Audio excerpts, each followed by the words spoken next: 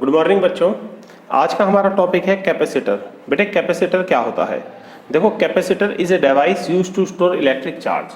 Capacitor एक ऐसा device है जो चार्ज को स्टोर करने के काम आता है।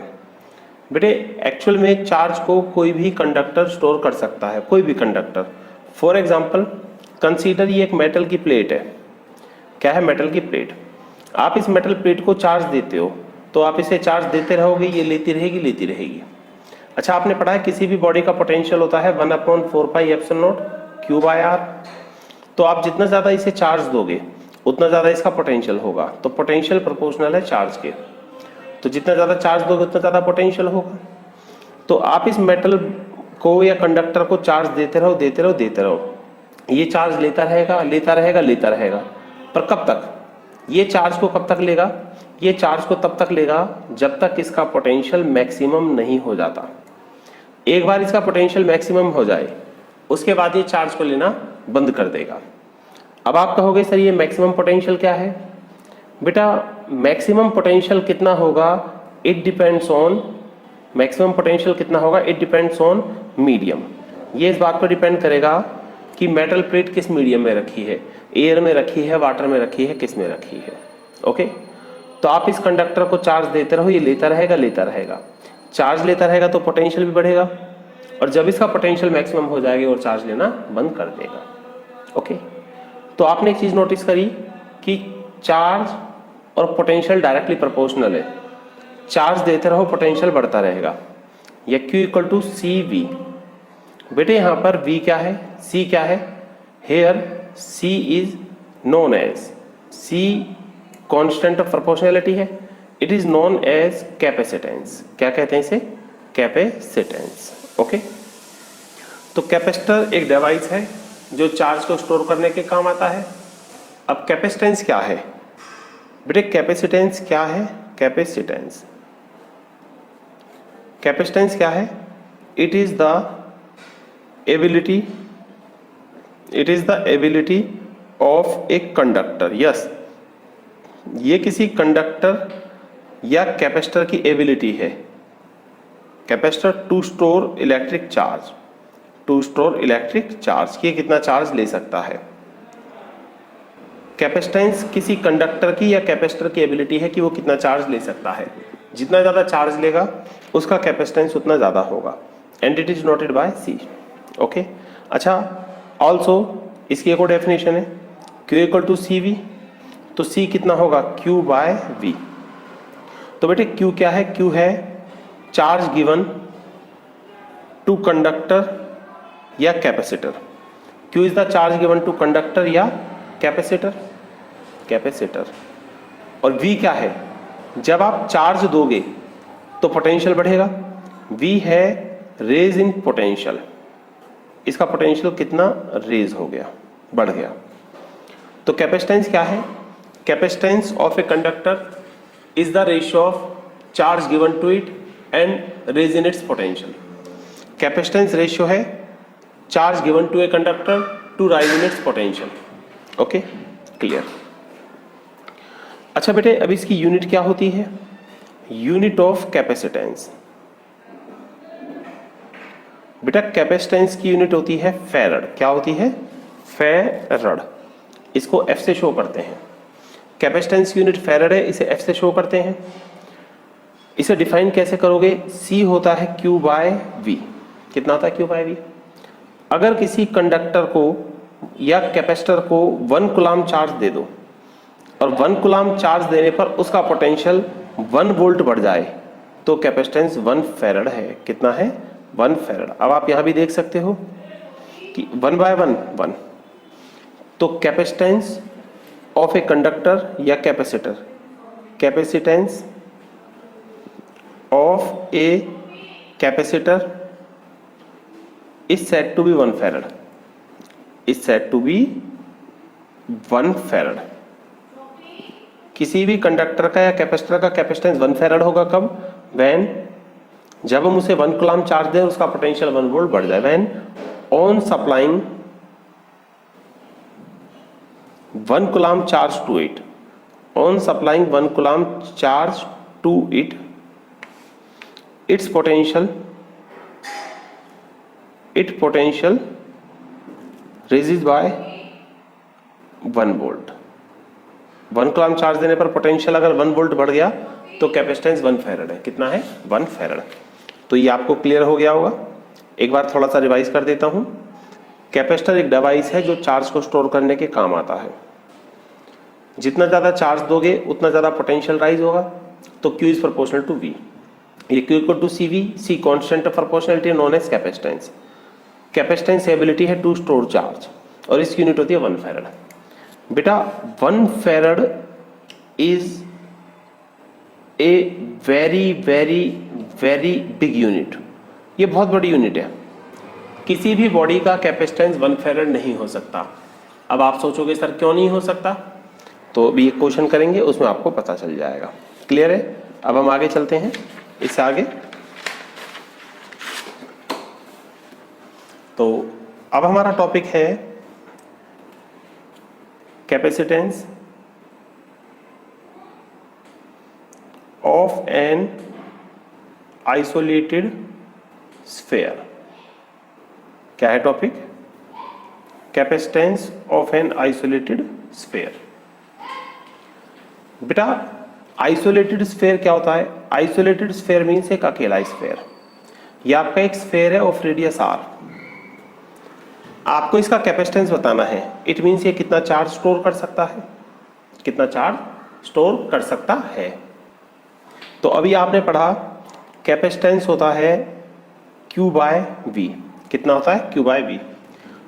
तो आप ये देख लो, इस स्फीयर को अगर हम Q चार्ज दे देते हैं तो Q चार्ज देने पर इसकी सरफेस पर पोटेंशियल कितना हो गया।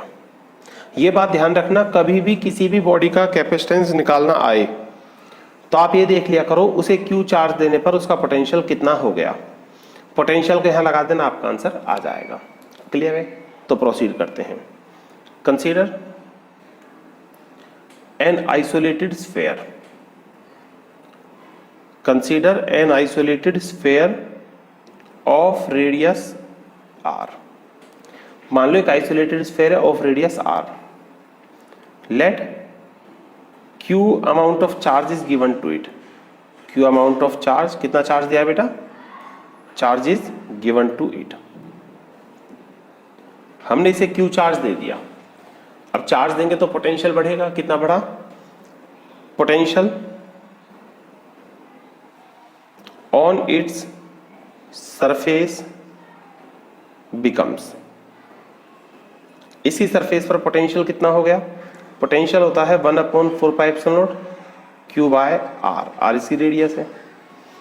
तो अब इस पोटेंशियल को यहां लगा दो, यहां पर from C equal to Q by V। तो C कितना हो गया? Q by V। V कितना है? 1/4πε0 Q बाय R।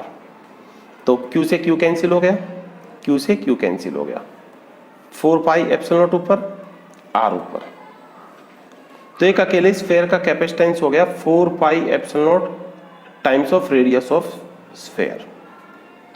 कितना हो गया? 4πε0 times of radius of sphere. अच्छा 4πε0 क्या होता है? कांस्टेंट। 4πε0 कांस्टेंट है तो हटा दो, तो कैपेसिटेंस प्रोपोर्शनल है रेडियस के।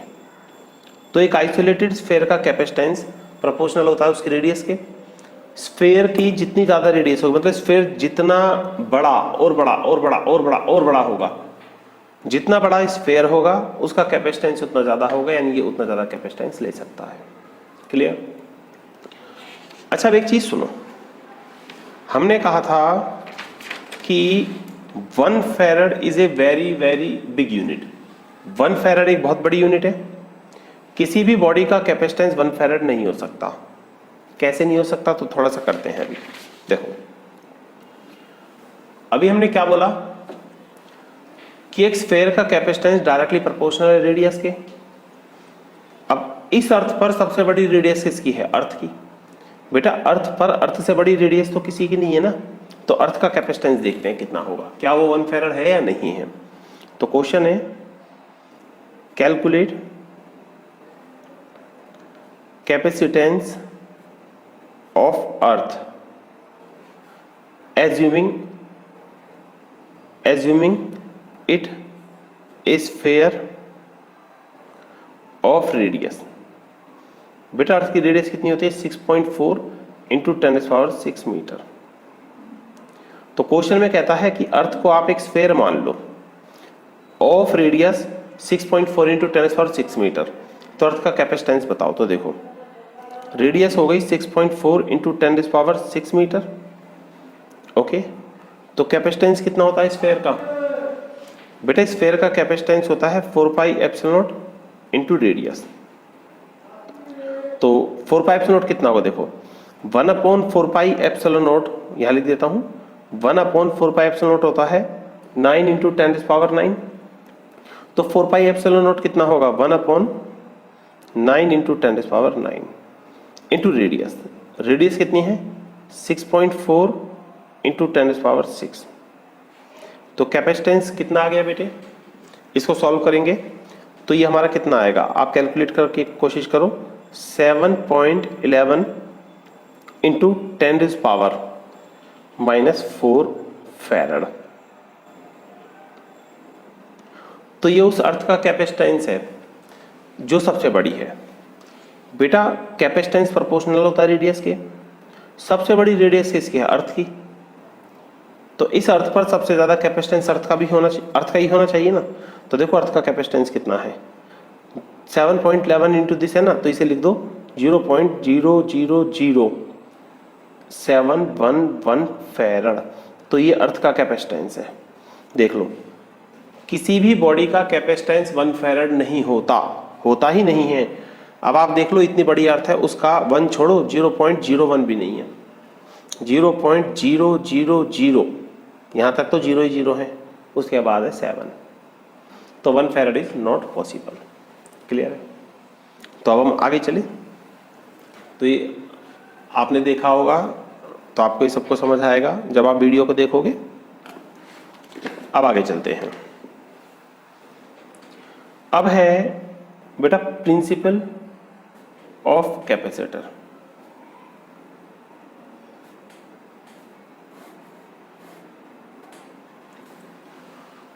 तो जैसा कि बोला कैपेसिटर क्या है? कैपेसिटर एक डिवाइस है जो चार्ज को स्टोर करने के काम आता है। तो बेटा इसीलिए हम जब भी कैपेसिटर को डिजाइन करेंगे, कैपेसिटर को बनाएंगे, तो हमारी कोशिश ये होगी कि वो ज़्यादा से ज़्यादा मैक्सिमम से मैक्सिमम चार्ज ले सके। जितना ज़्यादा चार्ज लेगा उतना अच्छा होगा। ठीक है? तो इसीलिए जब भी हम कैपेसिटर को बनाते हैं हम ये चाहते हैं ज़्यादा से ज़्यादा चार्ज को स्टोर करें। तो देखते हैं कैपेसिटर कैसे बनाते हैं। तो थोड़ा सा देखते हैं बेटे। कंसीडर ये एक मेटल प्लेट है, ये थोड़ा ध्यान से देखना इसे। Principle of capacitor. कंसीडर एक मेटल प्लेट है ये, आप इसे चार्ज दे रहे हो, चार्ज ले रही है। कब तक लेगी? जब तक इसका पोटेंशियल मैक्सिमम ना हो जाए। उसके बाद ये और चार्ज नहीं लेगी तो सराउंडिंग मीडियम में लीक कर देगी। जैसे यहाँ आसपास एयर है ना, अगर आप इस मेटल प्लेट को चार्ज दे रहे हो, ये लेती रहेगी। कब तक? जब तक इसका पोटेंशियल मैक्सिमम ना हो जाए। पोटेंशियल मैक्सिमम होने के बाद अगर आप इसे चार्ज देते हो तो ये उसे एयर में लीक कर देगा, अपने पास नहीं रखेगा। ठीक। तो now it can not store more charge. तब हम एक काम करते हैं, ये मेटल प्लेट ये है, अब आपने इसे चार्ज दे दिया, अब ये और चार्ज नहीं ले सकती। अब आप इसके पास एक अनचार्ज्ड इंसुलेटेड मीन्स किसी से कनेक्ट नहीं है। अब आप इसके पास एक अनचार्ज इंसुलेटेड मेटल प्लेट भी रख दो। अभी दोनों पास पास हैं, तो जब पास पास होते हैं तो क्या होता है? इंडक्शन।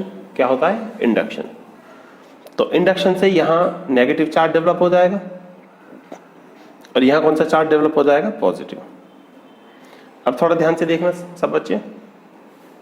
तो इंडक्शन से यहाँ नेगेटिव चार्ज डेवलप हो गए हैं, पॉजिटिव। अब यहाँ पर बेटे दो तरह के फोर्सेस हैं, एक पॉजिटिव और नेगेटिव के बीच फोर्स ऑफ अट्रैक्शन।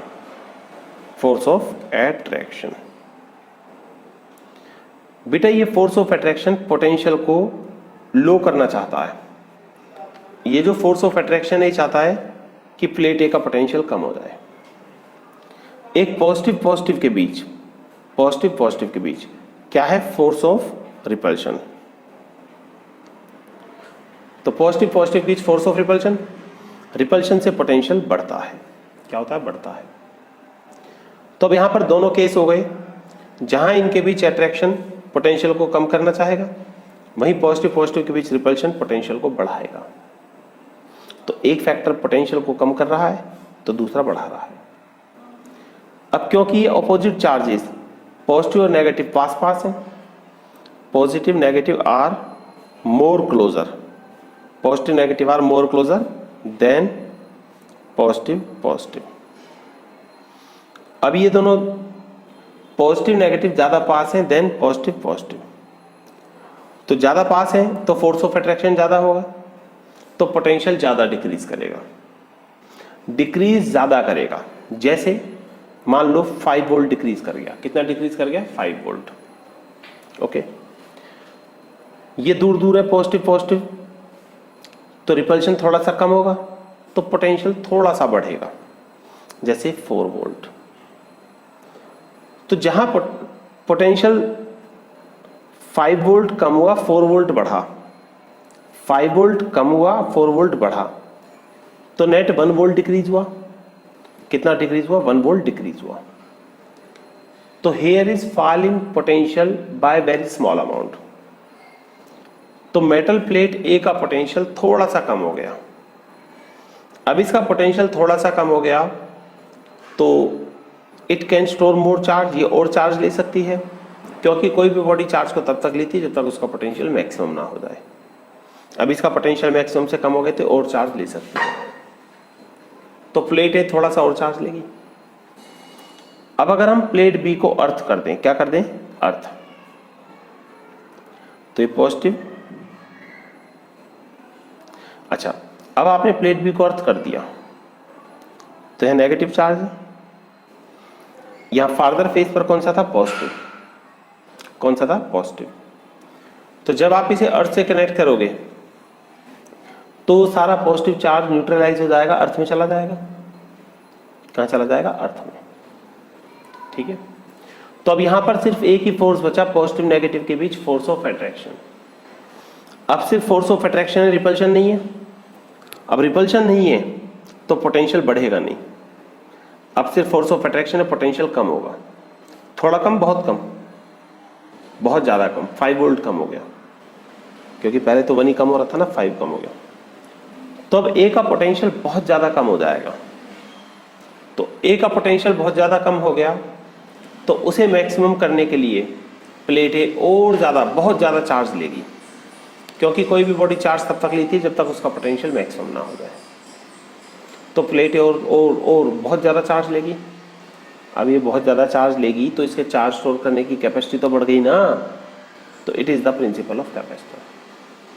तो कैपेसिटर का प्रिंसिपल यही है कि जब एक मेटल प्लेट के पास या कंडक्टर के पास दूसरा अनचार्ज्ड अर्थ कनेक्टेड प्लेट लगा दो, जब एक मेटल प्लेट के पास दूसरी अनचार्ज, यस ये अनचार्ज्ड है, इस पर चार्ज इंडक्शन आए थे, जब एक मेटल प्लेट के पास एक अनचार्ज अर्थ कनेक्टेड मेटल प्लेट लगा देते हैं तो इसकी चार्ज स्टोर करने की कैपेसिटी बहुत ज़्यादा बढ़ जाती है, बहुत ज़्यादा बढ़ जाती है। और अब ये चार्ज ज़्यादा लेगा तो ज़्यादा अच्छा है ना। तो लिख देते हैं। तो प्रिंसिपल ऑफ कैपेसिटर क्या है, principle of capacitor is that when an uncharged and earth connected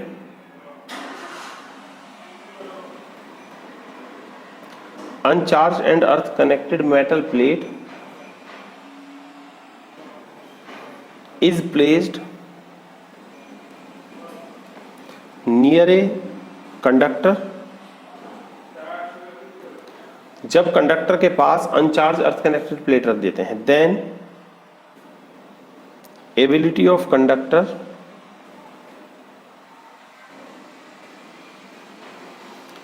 to store electric charge becomes very large या very high। तो अब ये बहुत ज़्यादा चार्ज ले सकता है और ज़्यादा चार्ज लेगा तो कैपेसिटर अच्छा है ना, ज़्यादा चार्ज स्टोर कर रहा है। क्लियर। तो बेटा इसीलिए अब जो कैपेसिटर्स बनते हैं एक कैपेसिटर में दो मेटल प्लेट्स होती हैं, एक सिंपल, इसे कहते हैं आइसोलेटेड प्लेट। क्या कहते हैं इसे? आइसोलेटेड, अलग है नहीं, ये किसी से कनेक्ट नहीं है, आइसोलेटेड प्लेट। तो अब जो कैपेसिटर्स बनते हैं उनमें दो प्लेट्स होती हैं, एक होती है सिंपल, इसे कहते हैं आइसोलेटेड प्लेट, और दूसरी होती है अर्थ कनेक्टेड। ठीक है, ये आ गया होगा। अब देखो, कैपेसिटेंस ऑफ ए कैपेसिटर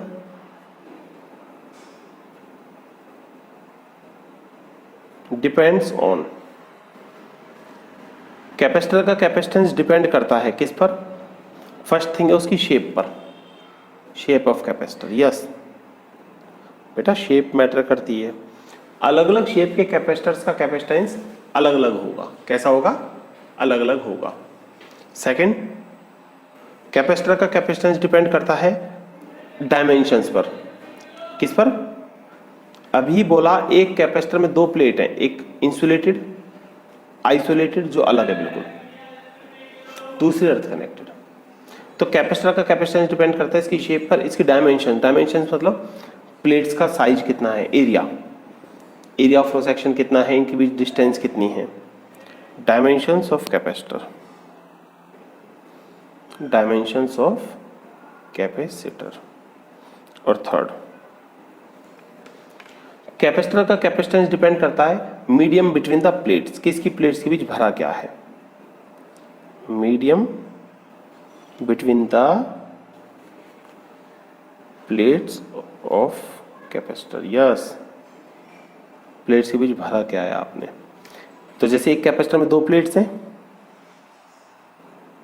एक सिंपल एक अर्थ कनेक्टेड, तो इसका कैपेसिटेंस डिपेंड करेगा इसकी शेप पर, इसके साइज पर, कि प्लेट्स का एरिया कितना है, डिस्टेंस कितनी है, और प्लेट्स के बीच मीडियम क्या है, इस पर। ठीक है, तो ये हमारा हो चुका है प्रिंसिपल ऑफ कैपेसिटर और फैक्टर्स जिन पर कैपेसिटेंस डिपेंड करता है। ओके, आई होप ये आपको सबको समझ आएगा। जब आप वीडियो को देखोगे तो आगे चलते हैं।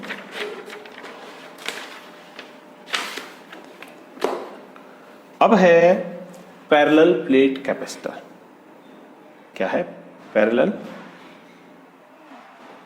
Plate capacitor. अच्छा टॉपिक है, काफी न्यूमेरिकल्स आते हैं इस टॉपिक के, तो थोड़ा सा हम ध्यान से देखेंगे इस टॉपिक को। तो बेटे, पैरेलल प्लेट कैपेसिटर क्या है? देखो नाम से क्लियर है। पैरेलल प्लेट कैपेसिटर में दो मेटल की प्लेट्स होती हैं जो आपस में पैरेलल होती हैं, एक दो। तो पैरेलल प्लेट कैपेसिटर में दो मेटल की प्लेट्स होती हैं जो आपस में पैरेलल होती हैं, एक सिंपल होती है और दूसरी अर्थ कनेक्टेड। कैसी होती है? अर्थ कनेक्टेड। तो लेट, ये एक पैरेलल प्लेट कैपेसिटर की दो प्लेट्स हैं, ये सिंपल वाली है और ये वाली अर्थ कनेक्टेड है। कैसी है? अर्थ कनेक्टेड। लेट प्लेट्स के नाम है L और M। ठीक है, प्लेट्स का एरिया कितना है? एरिया ऑफ प्लेट्स, बेटे प्लेट्स का एरिया है A और इनके बीच डिस्टेंस कितनी है? डिस्टेंस बिटवीन द प्लेट्स कितनी है? D। तो पैरेलल प्लेट कैपेसिटर में दो प्लेट्स होती हैं, ये दोनों आपस में पैरेलल होती हैं, इसीलिए इसका नाम पैरेलल प्लेट कैपेसिटर है। लेट प्लेट्स का एरिया A और इनके बीच डिस्टेंस कितनी? D। ओके, अच्छा ये प्लेट अर्थ कनेक्टेड होती है। कैसी होती है? अर्थ कनेक्टेड। क्लियर है बेटे? अब आपको इसका कैपेसिटेंस निकालना है कि पैरेलल प्लेट कैपेसिटर का कैपेसिटेंस कितना होता है। तो सबसे पहले आप एक चीज सुनो, हमने पढ़ा था बेसिक में कि कैपेसिटेंस होता है C equal to Q by V, पढ़ा था ना? कितना होता है? C equal to Q by V. तो सबसे पहले आप ये देख लो कि जब हम इसको Q चार्ज देंगे, कितना चार्ज देंगे? Q, तो प्लेट्स के बीच पोटेंशियल डिफरेंस कितना आ जाएगा? बस आप ये देख लो, Q चार्ज देने पर प्लेट्स के बीच पोटेंशियल डिफरेंस कितना आ गया। वोल्टेज निकाल लो, वोल्टेज निकाल के यहां लगा तो C आ जाएगा। तो अब हमारा सारा फोकस किस पर होगा? वोल्टेज निकालने पर। किस पर होगा? वोल्टेज निकालने पर। तो अब शुरू करते हैं। देखो शुरू है,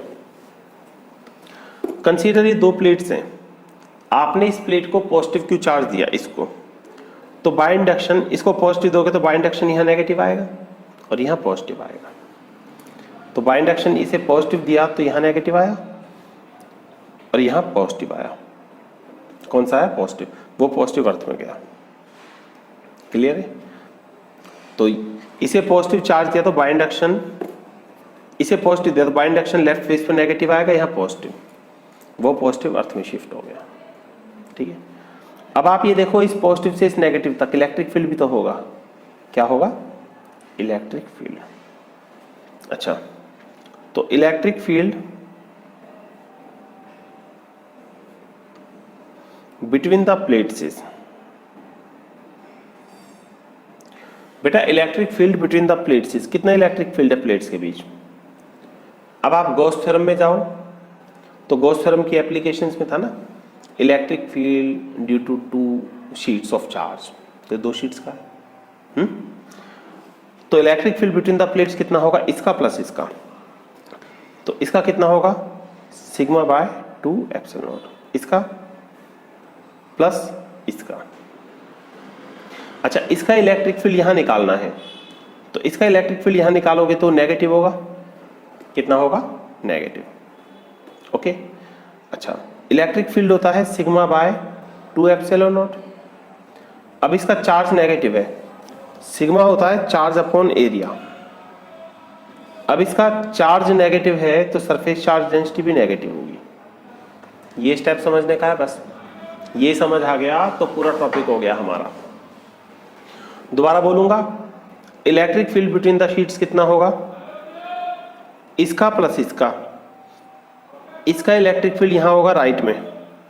गॉस थ्योरम में हमने पढ़ा था electric field between two sheets, इसका है राइट में पॉजिटिव होगा सिग्मा बाय 2 एप्सिलॉन नॉट, इसका है लेफ्ट में नेगेटिव होगा तो माइनस, और कितना? Sigma by 2 epsilon naught. इसका चार्ज नेगेटिव है तो सिग्मा नेगेटिव होगा। ठीक है, तो काफी बच्चे कंफ्यूज रहते हैं कि दो माइनस क्यों आ गए। Minus minus plus, sigma by 2 epsilon not plus sigma by 2 epsilon not, कितना हो गया? 2 सिग्मा बाय 2 एप्सिलॉन नॉट, 2 से 2 गया sigma bye epsilon not. Sigma होता है चार्ज अपॉन एरिया, सिग्मा कितना होता है?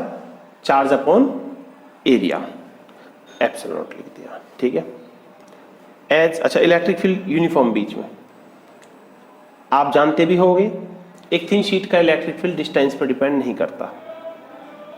एक थिन शीट, जैसे एक थिन शीट है, इसका इलेक्ट्रिक फील्ड डिस्टेंस पर डिपेंड नहीं करता, जितना यहां उतना यहां उतना यहां, तो इलेक्ट्रिक फील्ड यूनिफॉर्म है। As electric field is uniform between the plates. बेटा प्लेट्स के बीच जो इलेक्ट्रिक फील्ड है वो कैसा है? यूनिफॉर्म। तो E होगा B बाय डी, वो फॉर्मूला है ना, E equal to D V by D R, E equal to D V, तो D V by D R, D R इनके बीच की डिस्टेंस है। ठीक है, दोबारा बताता हूँ, फॉर्मूला होता है E equal to minus d V by D r, minus होता है ना, तो बेटे माइनस का साइन तो पोटेंशियल वगैरह के रेस्पेक्ट में है, वो हमने पहले पढ़ लिया है। अब चलते हैं, लो यार, E इक्वल टू होता है minus d V by d r, सिर्फ मैग्नीट्यूड लेंगे तो होगा d V by d are, d V by d r. Distance कितनी है यहां से यहां तक? D, d V change in potential, इसका पोटेंशियल तो V है और ये अर्थ है, तो इस अर्थ का पोटेंशियल 0 होता है ना, तो dv है चेंज इन पोटेंशियल, इसका पोटेंशियल v, इसका 0, तो change in potential v minus 0v, तो v हो गया ed। वैसे इतनी बड़ी बात नहीं है, लो भाई v निकालना था, v आ जाएगा, v को है लगा देंगे, c आ जाएगा। e कितना है? q by epsilon naught a into d. तो अब कर लेते हैं बाय डेफिनेशन। डेफिनेशन क्या कहती है? डेफिनेशन कहती है कि कैपेसिटेंस होता है Q बाय V। कितना होता है? Q by V। तो Q बाय V, बेटे V कितना आया? Q by epsilon naught A, d. कितना आया? Q by epsilon naught A d. तो इसे यहाँ लगा दो, V हो गया Q by epsilon naught A into d. तो कैपेसिटेंस Q से Q गया, एप्सिलॉन नॉट ए ऊपर बाय डी। लो, तो ये पैरेलल प्लेट कैपेसिटर का कैपेसिटेंस आ चुका है। अब तो समझ गए कि कैपेसिटर का कैपेसिटेंस डिपेंड करता है डायमेंशंस ऑफ कैपेसिटर। डायमेंशंस का मतलब उसकी प्लेट्स का एरिया कितना है, उनके बीच डिस्टेंस कितनी है। प्लेट्स का एरिया कितना है, ये चौड़ी कितनी है और उनके बीच डिस्टेंस कितनी है। ओके, अब हम यहां इसका नोट करते हैं जरा। नोट,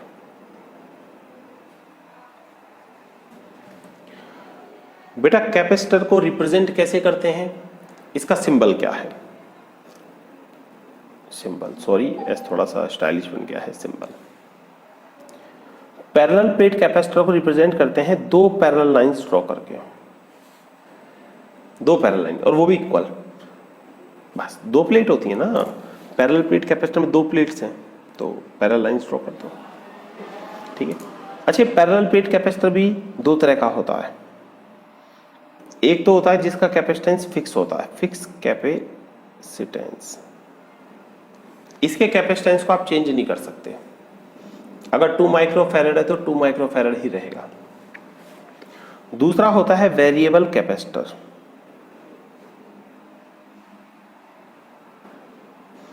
बेटा वेरिएबल कैपेसिटर वो कैपेसिटर है जिसका कैपेसिटेंस हम अपनी चॉइस से चेंज कर सकते हैं। आपको कम करना है कम कर लो, ज्यादा करना है ज्यादा कर लो। इसका सिंबल होता है ये, यहाँ एरो मार देते हैं। ठीक है। हाँ, ये यूज्ड इन रेडियोज, ये रेडियो में यूज होता है हमारे। ठीक है। क्योंकि थोड़ा सा हिंट दूंगा, देखो सिलेबस में यहाँ तो नहीं है आपका। देखो रेडियो ये एक्स्ट्रा है, एक्स्ट्रा। वेरिएबल कैपेसिटर का कैपेसिटेंस हम चेंज कर सकते हैं और ये रेडियो वगैरह में यूज होता है। कैसे? तो आपने एक चीज देखी होगी, रेडियो पर हम एफएम सुनते हैं, जैसे 93.5 एफएम, 100.5 एफएम, है ना, और 98.3 एफएम। एक्चुअल में ये जो 93.5 है, 100.5 है, दीज आर फ्रीक्वेंसीज। ये रेडियो स्टेशंस की फ्रीक्वेंसी होती हैं। जैसे मैं तो सुनता नहीं हूँ, मुझे पता नहीं है क्या क्या नाम है, ऐसे ही बोलूँगा। मान लो 93.5 है जो ये रेडियो मिर्ची की फ्रीक्वेंसी है। ये AIR ऑल इंडिया रेडियो की है, और ये है किसकी? रेड एफएम की। एक्चुअल में होता क्या है, जब हम रेडियो पे गाना सुनते हैं तो रेडियो किस फ्रीक्वेंसी पर काम करेगा, उसका फॉर्मूला होता है 1/2 पाई रूट LC।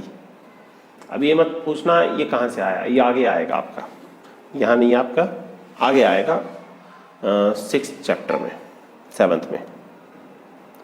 तो रेडियो इस फ्रीक्वेंसी पर काम करता है बेटे हमारा। तो हम क्या करते हैं, जब रेडियो में हम एक बटन घुमाते हैं ना गोल सा, तो जब हम उस गोल बटन को घुमाते हैं तो वेरिएबल कैपेसिटर का कैपेसिटेंस चेंज हो जाता है। कैपेसिटेंस चेंज तो रेडियो की फ्रीक्वेंसी चेंज। तो अब जो फ्रीक्वेंसी सेट हुई है वो उस गाने को सुनाएगा। मान लो आपने नॉब घुमाई, ऐसी होती है वो, यूं घुमाई, तो अंदर वेरिएबल कैपेसिटर है, उसका कैपेसिटेंस चेंज हो गया। कैपेसिटेंस चेंज, तब रेडियो की नई फ्रीक्वेंसी सेट हो गई। मान लो अब फ्रीक्वेंसी सेट हुई 98.3, तो वो इस रेडियो स्टेशन के गाने सुनाएगा, रेड एफएम के। आप रेड एफएम के मजे लोगे। क्लियर है? ये सारा एक्स्ट्रा था। चलो, पैरेलल प्लेट कैपेसिटर है, एनर्जी स्टोर्ड। टॉपिक क्या है? Energy stored in A charged capacitor.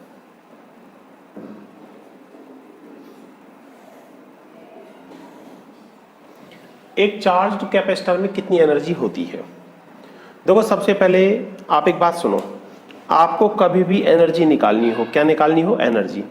आप ये देखना कि वर्क डन बाय एजेंट कितना है, वर्क डन बाय एजेंट। बस आपको कभी भी एनर्जी निकालनी हो, आप ये देखना एजेंट ने कितना वर्क किया। एजेंट हमेशा एक्सटर्नल होगा। तो आप ये देखना एजेंट ने कितना वर्क करा, एजेंट जितना वर्क करेगा, एजेंट वर्क करेगा तो उसकी एनर्जी कंज्यूम होगी, खर्च होगी। अब उसकी जो एनर्जी खर्च हुई वो कहाँ गई, वो सिस्टम में आ गई। जब एजेंट वर्क करेगा तो एजेंट की एनर्जी कंज्यूम होगी, खर्च होगी। बेटा मान लो आप कोई वर्क करते हो तो आपकी एनर्जी कंज्यूम होती है, खर्च होती है ना। पर जब कैपेसिटर चार्ज होगा तो जो वर्क होगा कौन करेगा, पहले ये समझते हैं। देखो कंसीडर ये एक पैरेलल प्लेट कैपेसिटर है। क्या है, पैरेलल प्लेट कैपेसिटर, ठीक है। आप इसे लेट थोड़ा सा बड़ा बना लेते हैं। लेट आप यहां बैटरी लगा के चार्ज करते हो, थोड़ा ध्यान से सुनना इसे। कंसीडर ये एक पैरेलल प्लेट कैपेसिटर है, आप इसे बैटरी लगा के चार्ज करते हो। बैटरी की वोल्टेज कितनी है, V, ठीक है। अब ये अनचार्ज है, इस पर कोई चार्ज नहीं है और इसका कैपेसिटेंस कितना है, C। Consider N uncharged capacitor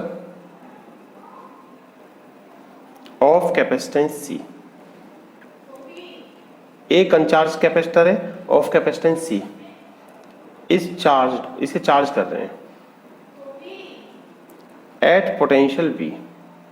बेटा इसे चार्ज कर रहे हैं कितने पोटेंशियल पर, V, ठीक है।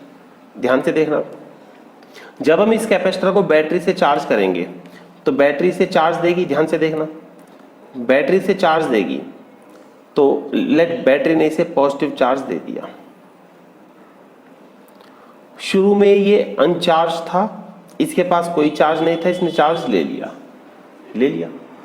अब प्रॉब्लम क्या होगी, अब अगर बैटरी और चार्ज देती है इसे,